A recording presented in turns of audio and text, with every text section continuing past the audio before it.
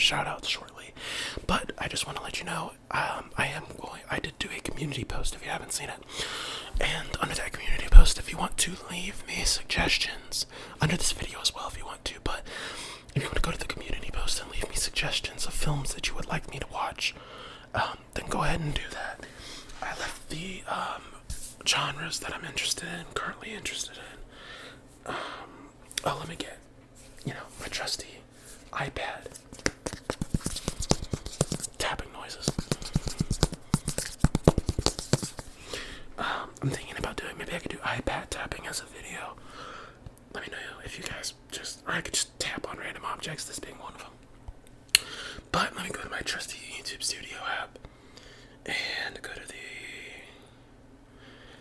okay, so someone recommended Lucy and or Interstellar.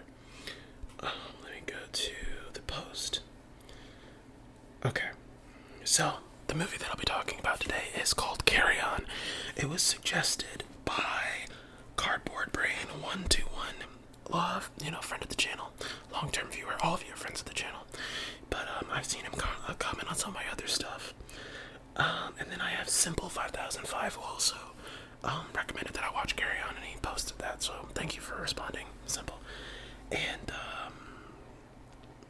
someone else said I should watch Hereditary, but I commented, and for this person, Charisse Monet Filmmaking, I posted that I've already done a review before, and I sent the link. I hope that wasn't seen as me being like disrespectful or anything, but I have seen Hereditary. That video was kind of old. I should probably put up a list of all of the movies that I've seen, and then you guys will, be able to, choose and be like, not recommend me something that I've already seen before. But anyways, so go ahead on that community post, leave me some comments.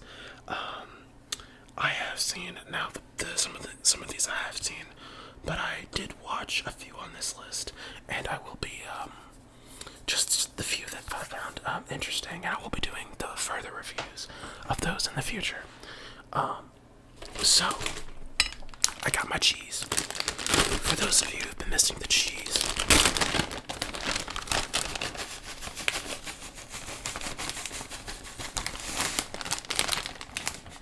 and that's probably enough. So, alright, I'm eating it with chopsticks because one of you recommended that, or one of you said that, or a few of you have said about the plate scraping noises of the fork. So this is forcing me to eat. One, it's forcing me to eat slower. I'm not gonna be able to eat all of this. But then also, it's gonna make it so that it's harder to scrape. But I mean, if I set this down, then I am going to, I'm gonna try and edit those sounds out basically. But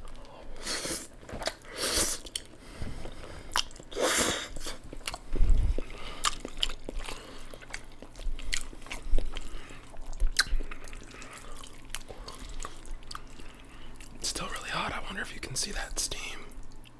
Probably not.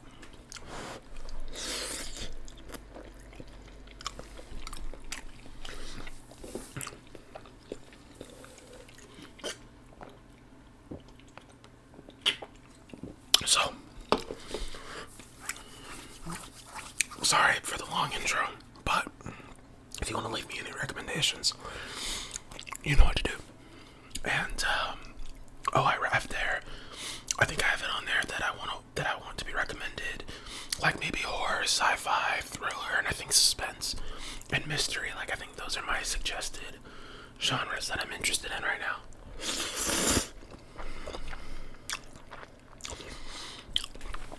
Basically,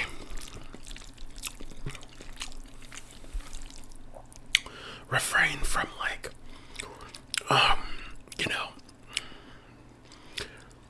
I'm not really interested in comedies right now. Dramas are good. I like drama.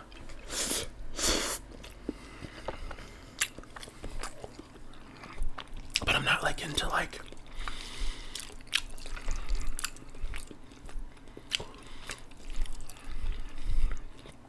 don't know.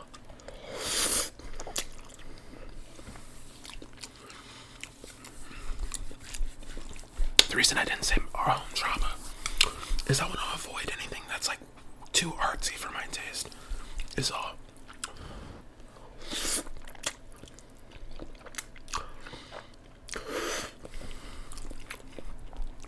Movies like not that it's a horror or not that it's a drama, I mean, but movies like I think it's called Green Knight.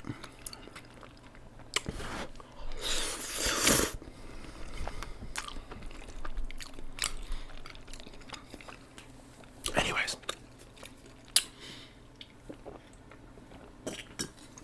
so let me go ahead and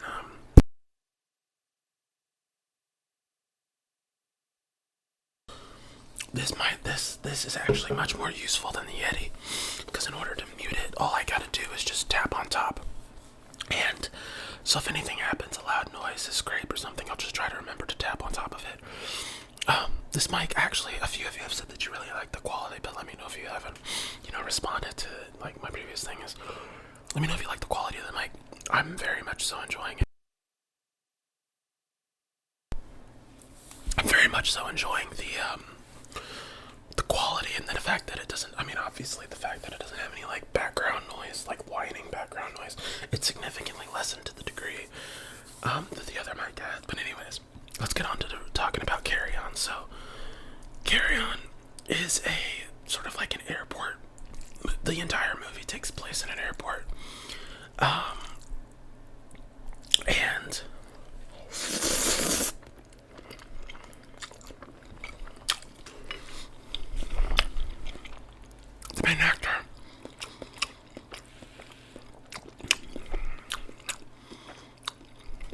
the main actor, is the guy from Kingsman.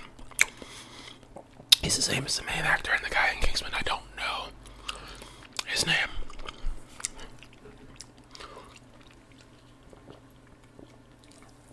And I'm blanking on the other guy's name too, but the two most recognizable actors in this film are the guy who's the dad in Ozark.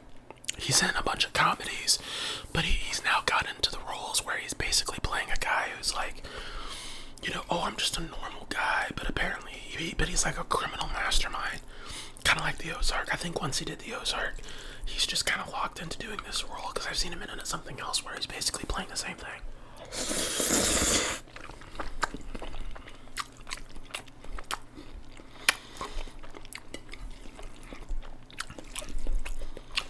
So, it has those two guys in it.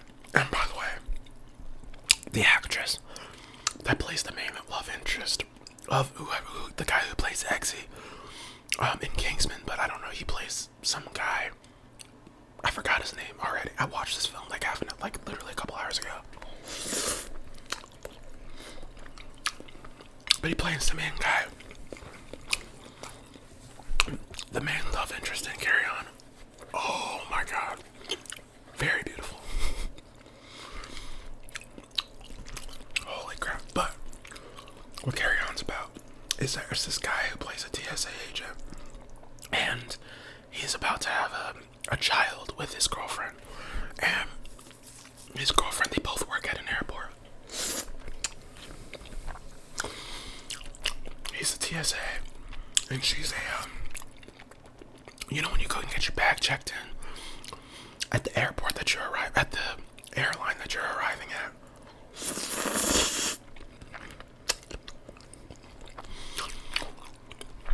She's a manager over the people who do that. I don't know exactly how to describe what her job is, but she also works at the airport. And her job entails, in the movie, just talking to customers and shit. Also got my Coke Zero, standard Coke Zeros. But, so, in the beginning of the film, he's kind of having this the beginning of the film, they both wake up and they're in bed, right? And he's awake, but she's still fast asleep. So the movie starts, she wakes up. And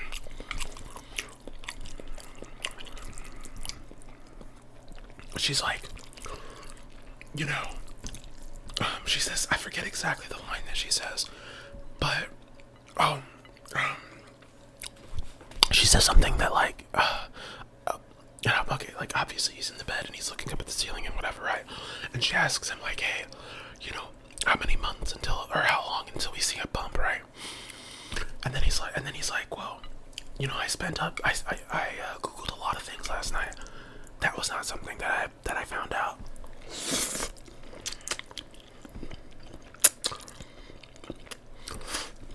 So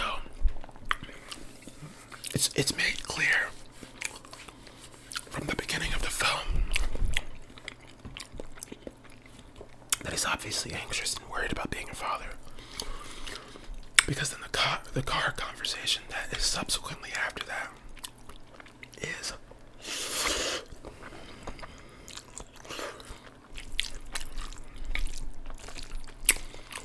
he's talking about how he thought he'd be further along in life before he had a child. He'd be further along in his career. How he, you know, he'd have a wife, he had a house, he would have a dog. And she's like, a dog? And I'm like, yeah, let's have a baby first. Like, it's a fun exchange, right? Because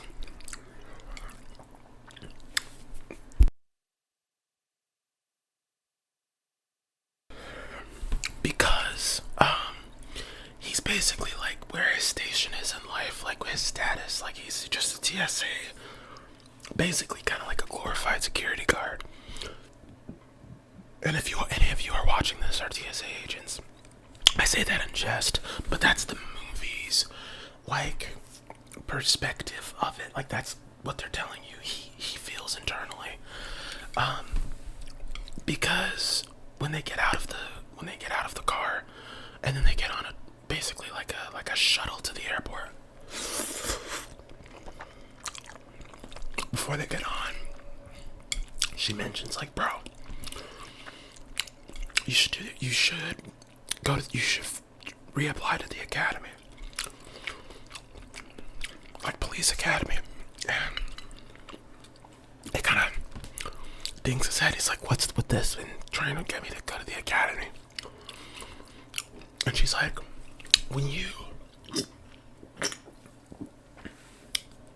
she basically does the movie trope of like, you were happier, or I guess it's like a real life thing, but it's a trope, right? Where she's like, you were happier when you were chasing your dreams, so you should just chase your dreams. You know, you woke up. She gives an example of like how you woke up. He woke up to go check the mail, and like he would check the mail every day, and he'd be so excited too. He got on really good speaking terms with his mailman because he would check the mail so often.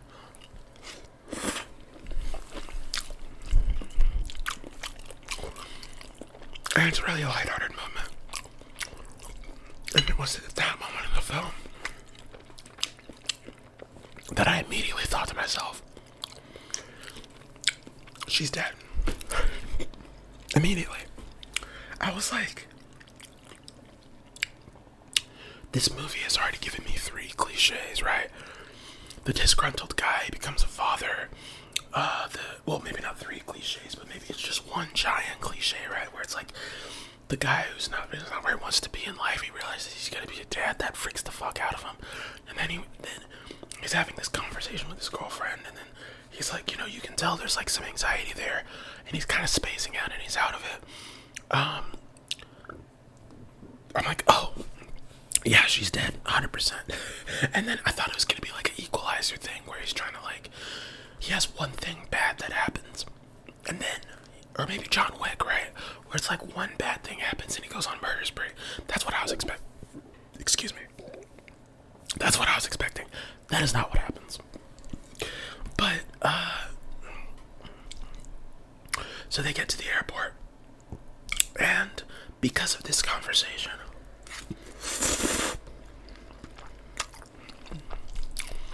he realizes that he's just been coasting, right? He gets 10 minutes late to the meeting that they were supposed to have. Oh, and also, I forgot to mention, it's Christmas Eve. So this is like a Christmas movie, I guess.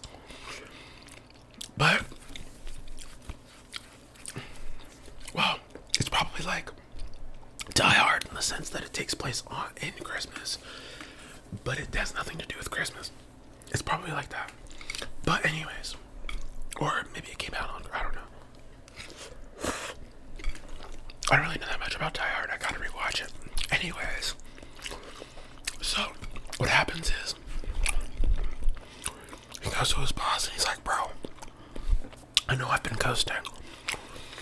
I know I've been kind of doing this bullshit. Let me get A.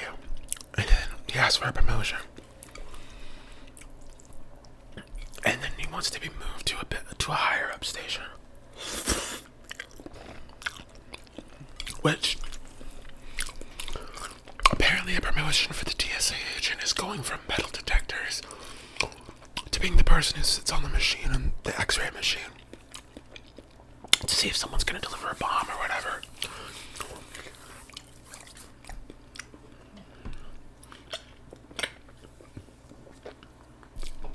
So, he gets that because he gives this whole spiel. Also, the guy another guy, that really famous guy, he was the guy that plays his supervisor, Eggsy's supervisor boss. That's not his name in the movie, but that's the guy who he plays in Kingsman. That's the main actor in this movie as well. I'm just gonna refer to him as Eggsy because I don't remember his actual movie name. He talks to the guy who's basically Walt's brother-in-law in Breaking Bad, the cop. That is the supervisor in this film. If I'm describing that correctly, right? Or if you understand what I mean. I don't know the name of that actor either, but that guy. So he gets the promotion, and then he gets, and his friend is also like, oh yeah, and this is important. His friend, like, oh yeah, I'll just move over with him, which allows space for Eggsy to do my job because it was his station.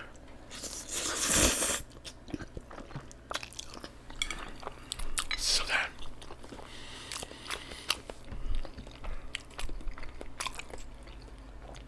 he gets on the machines, right? And this woman comes up with a bowl with a little earpiece in it. And she hands it to him and she's like, hey, this isn't mine. He goes, okay, I'll put it in Lost and Found. Then at the same time that he picks it up, he gets weird texts on his phone that say like, put on the earpiece, or, right now, and I forget what it exactly says, but they're like threatening messages.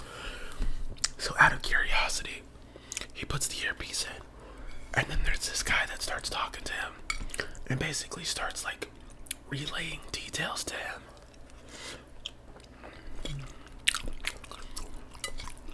Also,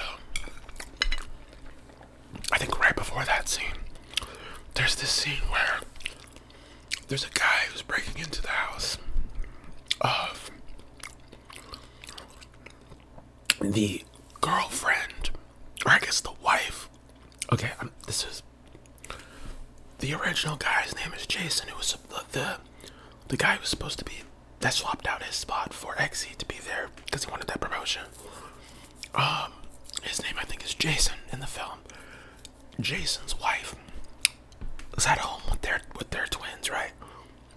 And there was a guy who's in a van who's watching everything on like screens, basically, right?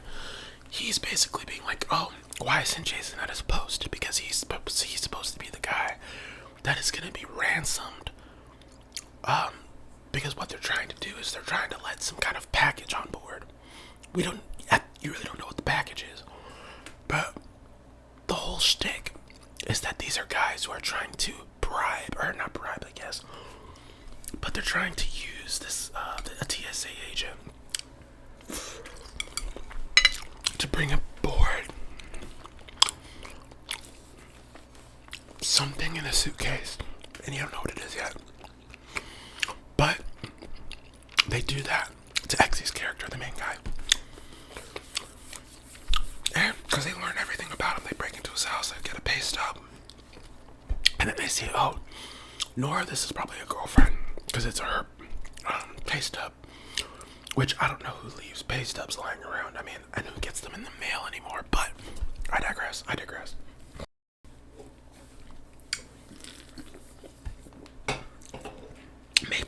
holding out for a tax guy or something. I don't know, right? So then,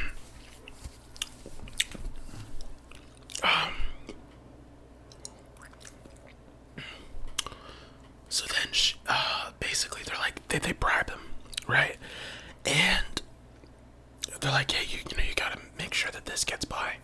Well, Eggsy's like, at first he tries to send a text, then they make him go lock up his phone in the lost and found. Then he still has his Apple Watch on him. They turn on his Apple Watch, and then as he's talking to him, they try to he's trying to casually talk about to send another text.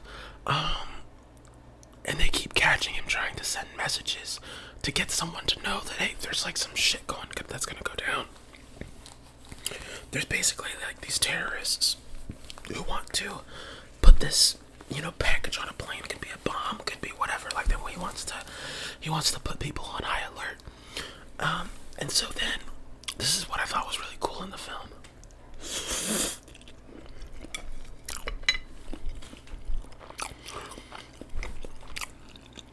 They try to,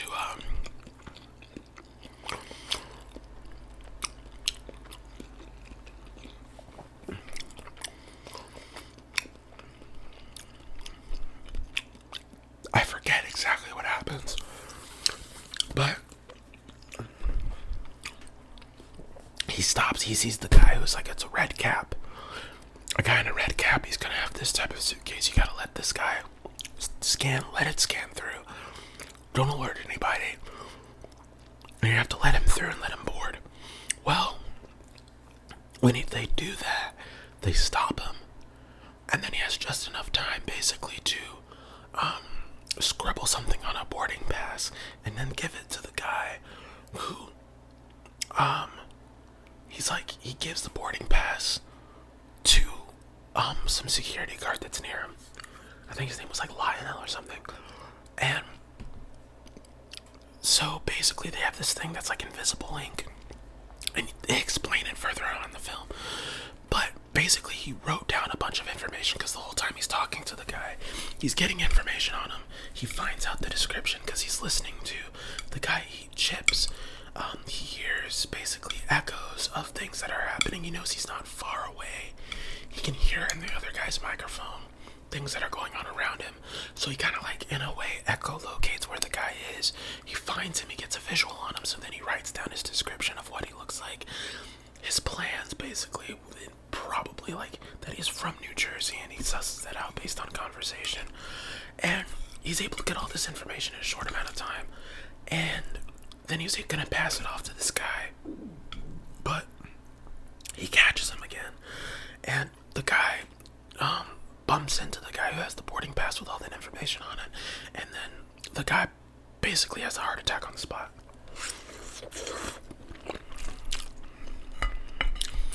I also forgot to mention at the beginning of the film, it's not the very, very beginning.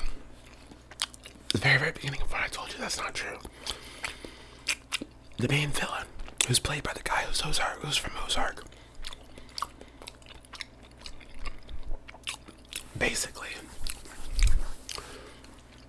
stole from this guy who was in a greenhouse or something, lit it all up on fire. That was reported to the police. There's a detective working that case who's sussing. Oh, he didn't try to send a text. He tried to call 911. That's what it was. At the very beginning, he tried to call 911 and then he had to cancel the call. That's what made them go and lock up his phone. Then he tried to send a text with his watch, and then they made him lock up his watch. And they were threatening his girlfriend in order to keep him in line. And then anyways, they track, for some reason, this doesn't get explained, they track that call, the 911 call coming from a guy from LAX. They're like, oh, the guy, Eggsy.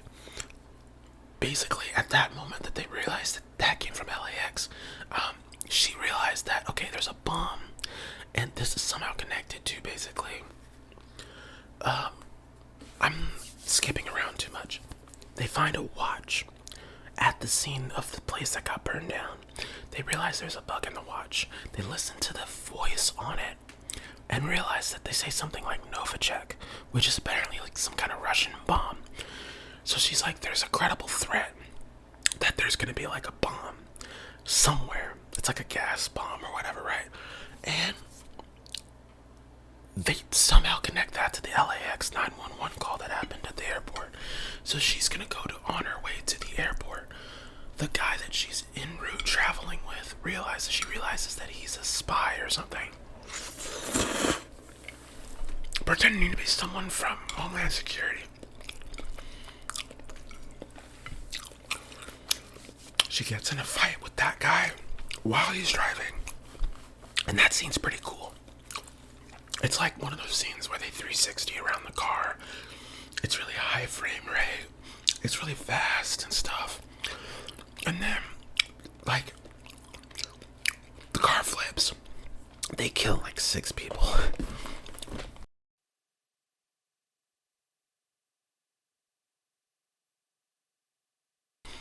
They kill like 6 people, maybe even more than that, because there's like, you can see like cars crashing in the background, blowing up and shit.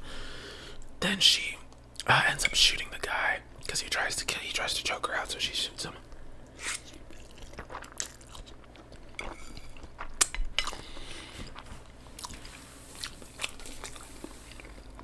She then steals a random car from a civilian, says, LAPD, I need your car.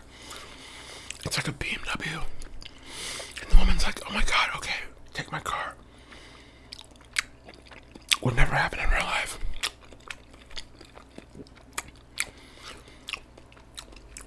And then so she's rushing to it, right?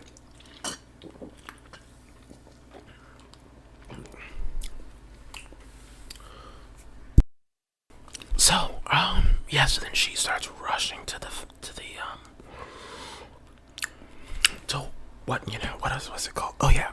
So she just starts rushing to the airport,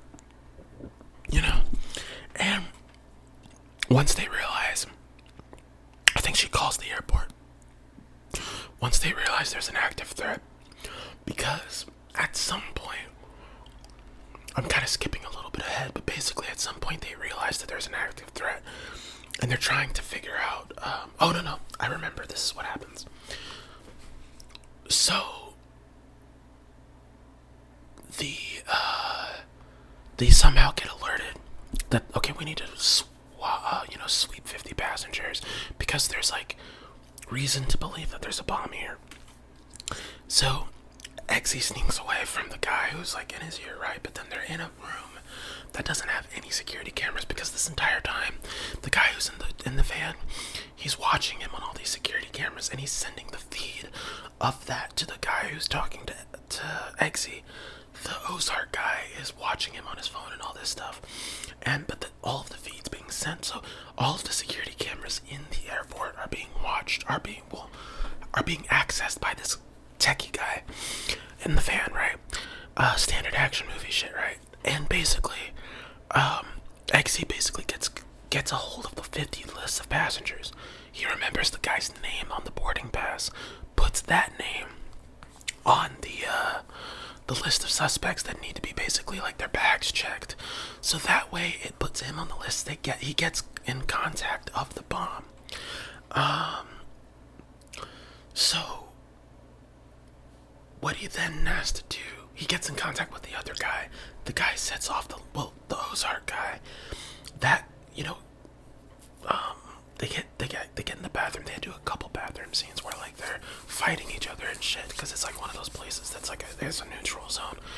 So the Ozark guy sets the bomb off, and he's like, okay, well, I don't want to die. This is gonna kill everybody. This is a gas bomb. It's gonna go through all the ventilation and kill everyone here. I'm also here, so I don't want to die. You're gonna have to go there and turn the bomb off. So then they get the guy in the room, or he goes and finds the room that the guy's in, with basically the security supervisor, because he was doing the bag check. The guy from Breaking Bad, Walt's brother-in-law. So they get that guy. That guy's in the room, and so Exy goes in there, and he's like, okay, he basically like gets in there, and the guy that the Mateo Flores guy. I don't know why. I can remember everyone else's name not everyone else's name, but certain names and not others. It's a weird thing of mine. So he goes into the room, and then like the guy on the phone, who's the Ozark guy, the bad guy, is telling him you have to shoot your supervisor with the plastic gun. Because he's just wanting them to kill him because he's like an evil fuck, I guess. But he's like, yeah, you gotta kill him. And he's crying. Eggsy's like, which he's a really good actor, by the way. But he's like, I can't do it. He doesn't do it. But the Mateo guy picks up a pen and knifes the dude in the throat, like the supervisor guy. Oh, I didn't even explain something from earlier. It's a minor plot line. I'll explain it later. It doesn't matter. Anyways, it's a very minor plot line that doesn't matter, but it would just take more time to explain. But anyways, I feel like going back and forth is like, if you're actually listening to this, if you're not just like super relaxed and you're falling asleep right now, if you're actually trying to listen to what I'm saying and listen to my review intently, this must be very hard to listen to because I bounce around because I remember details even if I watch something and right there I make a video about it. I'm gonna forget details and it's gonna make me want to bounce around, and then that might become confusing. I do this all unscripted. I have no script, so that's probably why it comes off this way. But anyway, so they that guy dies and is never mentioned again for the entire film. No one actually cares that he died. They hide his body. No one finds him. Everyone seems to forget, and no one gives a shit. It impacts the movie in no way. It's just sad they kill him off for no reason. And it's not even that sad because that guy's kind of a dick in the film, but he's a dick with a soft side, kind of like in Breaking Bad. He's a jerk, but he's a jerk that also he has like a tender side to him. I mean, that's the only thing I guess that guy can do his role. Not trying to be mean, but people get typecasted, and that might just be his type. Anyways, so I think I'm good. Can I do the rest of this in soft spoken? I might just do the rest of this in soft spoken because you guys have wanted a mix of soft spoken. So you guys are gonna have to let me know if this is cool. I feel my voice giving out a little bit, so I think this is like easier for me to do. So anyways, so like I was saying, the guy he dies, and it doesn't impact the film at all. It's actually hilarious how it doesn't impact the film. The Mateo guy's like, listen, they have my husband, this is why I'm doing this. And then he's trying to explain to him, hey, I'm just like you. Eggsy's like, I'm just like you. They have, they're threatening my girlfriend, her life, that's why I'm doing this. So then he opens the case, because the whole thing is that he was going to help him disarm the bomb over the phone. And so he disarms the bomb successfully with like 2 seconds to spare. Classic, action movie shit. So that he disarms the bomb, and then after he disarms the bomb, the guy tries to come and get the bomb. So he runs off. I think this is the part of the film where this happens. Because he has the bomb on him, why would he give the bomb back willingly?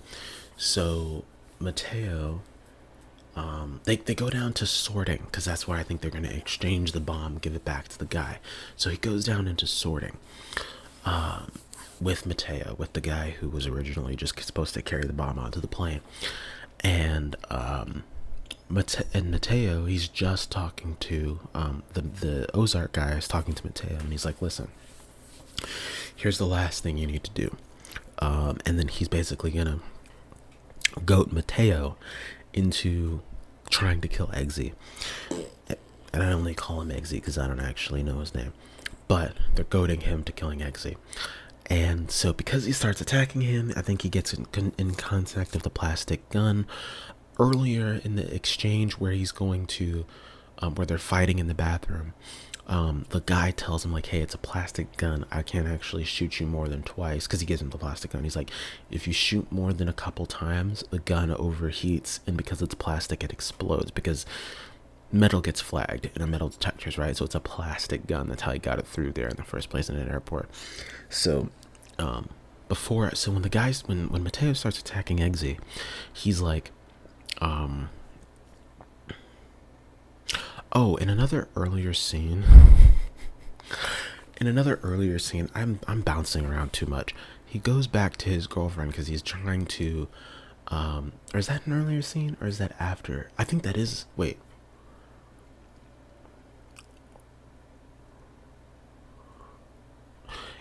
It might have been in an earlier scene. It might be the next scene.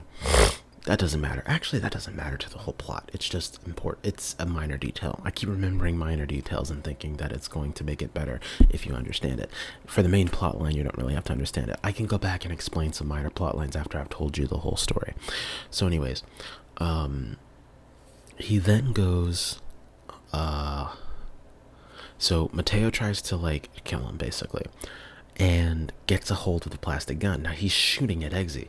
Eggsy's like, wait, hold on, about the gun, because he's trying to let him know about the plastic gun and how it's going to explode on him. But Mateo just trying to kill him, so bro doesn't have time to explain. He's like dodging him. He pushes shit in front of him. It doesn't really matter. And then after like the 5th or 6th shot, the gun explodes on Mateo, and then I guess a piece of shrapnel hits him in his, lodges in his like this artery right here. They say it in Dexter all the time. They say, is it carotid artery? Or is the carotid artery like somewhere down here? Whatever this artery is that runs through your neck, someone knows the name of that. One of you guys know the name of that. But whatever artery that runs through your neck, he gets hit in that. And then he starts bleeding out and dying or whatever. And then he's like, he says, I'm sorry to Eggsy, because he's like, I'm sorry that I had to do this because I'm trying to protect my husband or whatever. And then Eggsy takes the case because the guy's chasing after him. He came down to the sorting area to try to get it. And Eggsy basically swaps the bomb into a bigger case. And the guy doesn't realize that at first, but he takes the case and he's like, oh, no, this is the scene. Now I can explain it because I remember. I'm schizophrenic, I'm sorry. Basically, when the guy says, when Eggsy's running after Mateo or whatever to get the bomb or something, he says like, oh, kill the girl. Or, no, excuse me. When Ozark guy is coming after the case, Eggsy runs away because he's like, I'm not going to give you the case, bro. He then goes, hey, kill the girl, to the guy in the van, and the guy drives around to try to to get a proper spot to kill him, or to kill the girl, to kill his girlfriend. Once Eggsy swaps the cases, and then the Ozark guy, the bad guy, picks up the case, and then he walks away. But he's still in contact with Eggsy. Eggsy runs because he has to make sure his girl's safe. But the detective arrives on scene. Okay, now I'm back on track. The detective arrives on scene in the sorting area because she got to the airport. She's asking around for him, like, hey, this guy, like, where is this guy? And then they was just like, oh, he's down in sorting because he's been weird all day or whatever, right? So then, because he hasn't been answering people as much, he's had this guy, like, he's tried to alert people of this imminent threat, but he's trying to do it in subtle ways. It's making him look suspicious as fuck. And so then he escorts the detective down to the sorting area. The detective finds him and tries to arrest him to like question him about what's going on, but he like, I guess, does he punch her in her gut or something? He like disarms her and then pushes her down, and then he's running after. And this scene is hilarious in the film. By the way, this one scene made me crack the fuck up. As he's running away, the Eggsy, the main guy, our hero, right? He's running away and he's looking back at the detective and he goes, so he's like, hey, the guy, he's a white male, mid-50s. He has a black hat, he's giving a description of the guy as he's running away, like, hey, no, I have to protect my girlfriend. I'm sorry. But he's giving a very good description of the guy and what his plan is and the bomb and everything, as he's running away from the cop to go protect his girlfriend. Because earlier when they went on break, this is one of the minor details I forgot.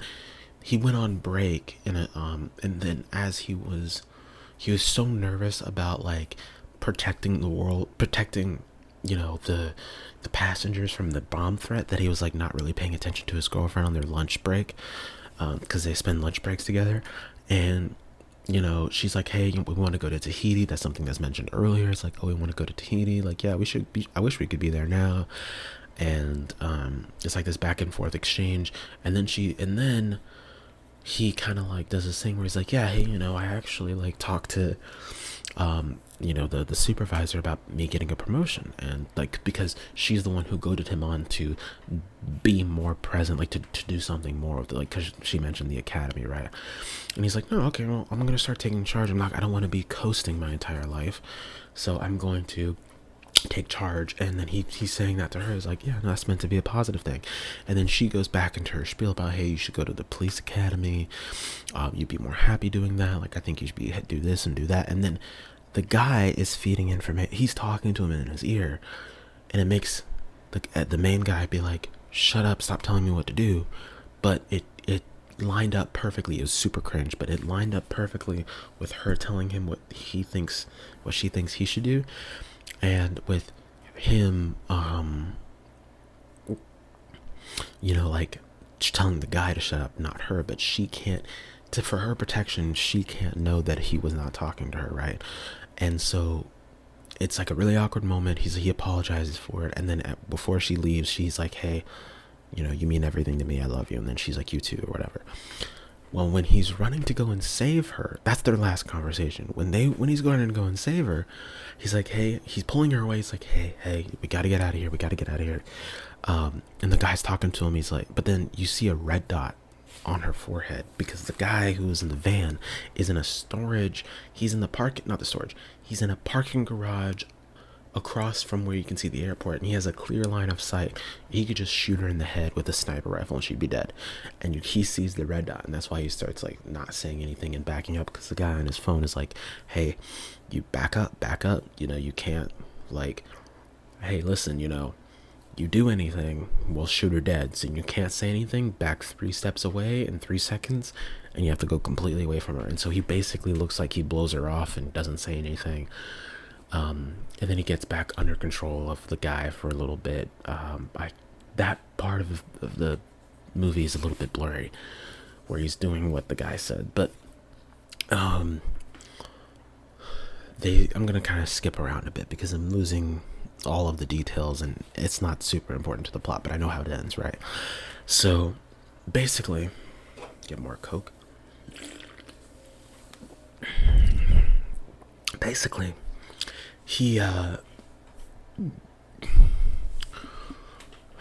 they then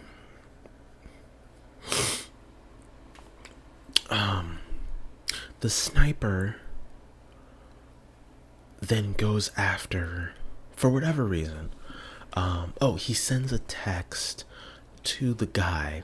I think he gets in contact of his phone or something, or whatever, I forget. He basically sends a text to this other guy, like a coworker or something. Hey, get Nora, terrorist threat. This is really important. And because he does that, the guy's like, hey, just kill the girl. Like, just make sure she's dead. And then so the sniper guy goes into the airport, and he's starting to chase them down, because the guy there's this guy with blonde hair. He's unnamed. I don't think it matters.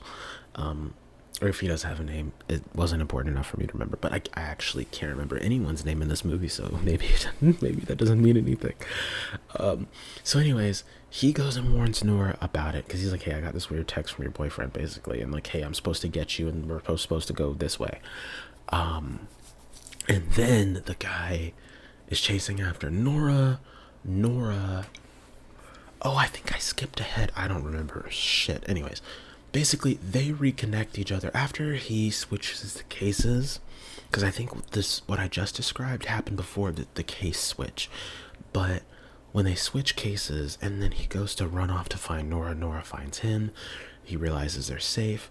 The guy comes out, and then the guy that was chasing Nora is about to shoot Nora in the back, but he, you know, Eggsy, like being a Giga Chad he is, turns around, turns them around, so he would have gotten shot in the back and protected his girlfriend. But the guy who would have taken the shot actually got shot by the guy who was in the van, who was the hostage of Mateo, or Mateo's basically husband was held hostage in the van.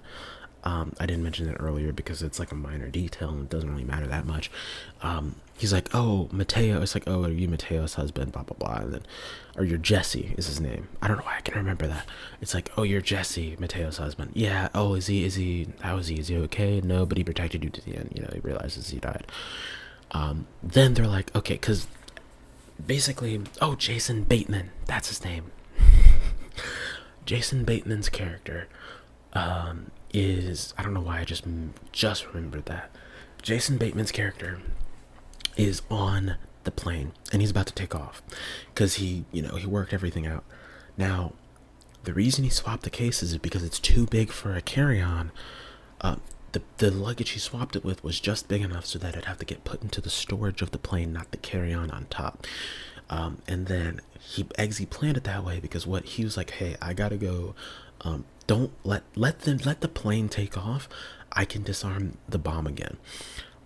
So then he goes and he basically does like a not really a Mission Impossible trick, but he's running, he's booking it, and he gets to the plane and he goes into the cargo hold of the plane.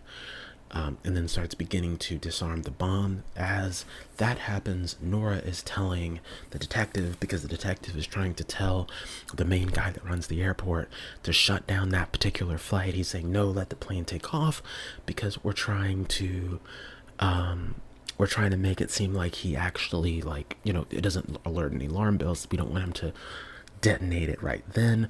And also, by the way, the whole reason they're doing this whole, like, halfway terror, like this kind of terrorist thing, is because the overarching plot of this, and this is at this point in the movie that you find this out, is that there's someone who wants to put a bill in that would how do I put this?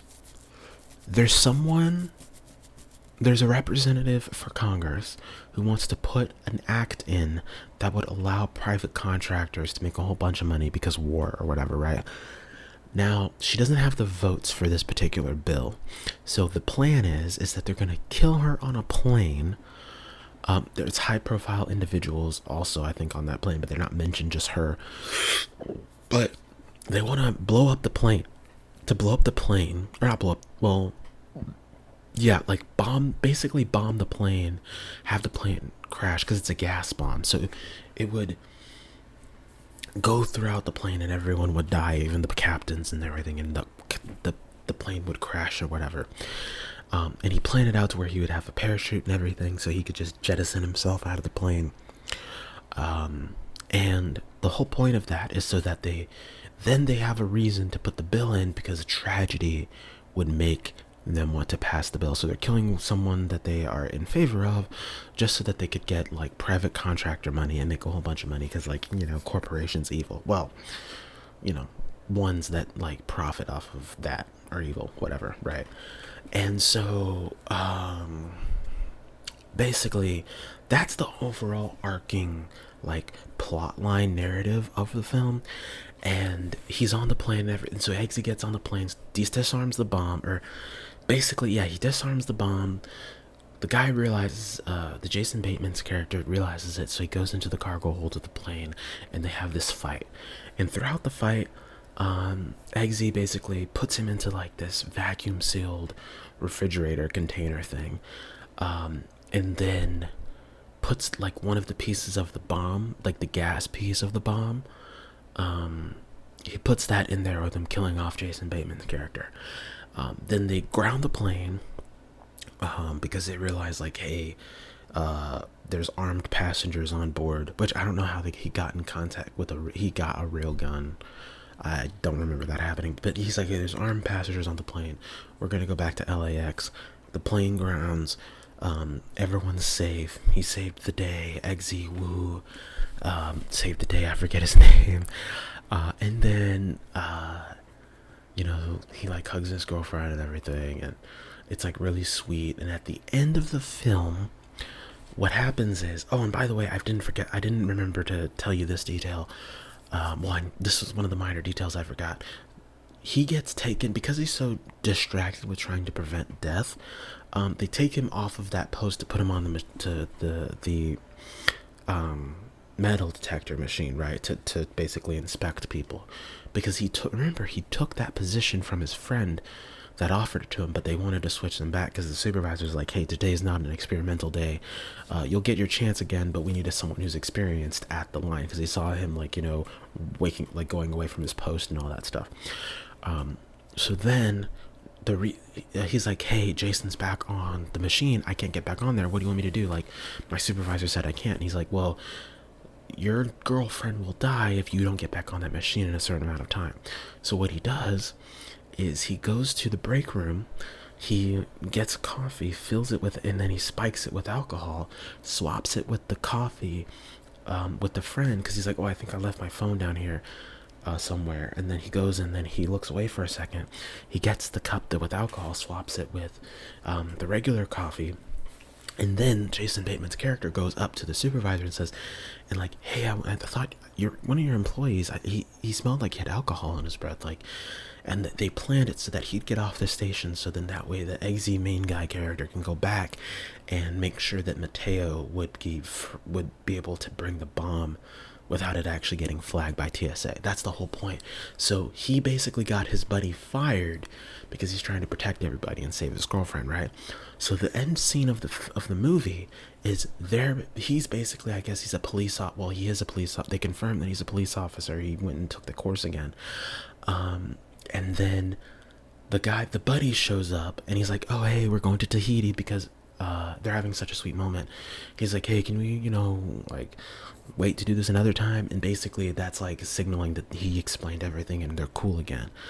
And then the funniest shit that happened in the entire film, because, okay, in the very beginning of the film, they have this moment where basically it's like, hey, does anyone, they're doing this thing where it's like, did you stop me because I'm black? Did you stop me because I'm Hispanic? Did you stop me because I'm white? Because there's random stops and checks and stuff, like we're racial profiling. So they make like a TSA racial profiling joke. At the very beginning of the film, there's this thing where they're like, oh, people still complain to us even though we tell them to come 2 hours early for their flight, and then they still show up late and miss their flight and they blame it on us. And then there's customers throughout the film where they're like, no, I came 2 hours early like you guys say. I mean, I'm supposed to get on the plane, because they have to shut down terminals, right, or shut down security to make sure that the bomb doesn't get on the plane, or to check stuff out earlier midway through the film. And so there's all these like undertones of like the disgruntled passengers, and then the TSA agents that have to deal with them, right? So at the very end of the film, there's this guy who starts yelling at her. He's like, hey, how long does it take to scan an old lady? And then Eggsy's character is like, hey man, she's just doing her job. And then it's like, and then he puts his badge down in the crate, and then it's end credits. And it's like, it was at that moment that I realized, I could have realized it at any moment in the film, but this is the moment that I realized it's TSA, like, propaganda. Like, if any of you are TSA agents, let me know in the comments. I have full respect for you guys, but it's like, it was so funny to me because the whole point of the movie is that we are supposed to respect TSA agents more. They go through a lot of shit. What if there was actually a terrorist threat and they had to deal with it this way? They have a family at home that they're trying to get home to. This is like sometimes can be a danger. It has a potential of being a very dangerous job. Like, the undertones of the film is telling you to be kinder to TSA agents. And when I realized that at the end of the film, it made me cackle. And I hope you guys find that funny as well if you've made it to this end of the film, or end of this movie. It is almost a movie. I've been talking, rambling for almost an hour. If you've made it to this part in the video, let me know your thoughts. If you've made it here, type oogie boogie in the comment section. That let me know that you got here to the end of the video. But thank you guys so much. I have to that made me laugh so much. Thank you guys so much for watching this video. I hope most of you are asleep and relaxed at my ramblings. And let me know about anything that you would like to see in the future. Like I said, in this comment section, but I like having it all condensed in a list. So if you go to that community post and just put your favorite whenever you want to, I'll be making multiple community posts in the coming days. And so if you just want to like let me know, hey, watch this movie, watch out on my community tab, the post section, and you will be able to see that. But thank you so much for watching. I hope you guys are having a great rest of your night, or have a great day, and you have a good night. Bye.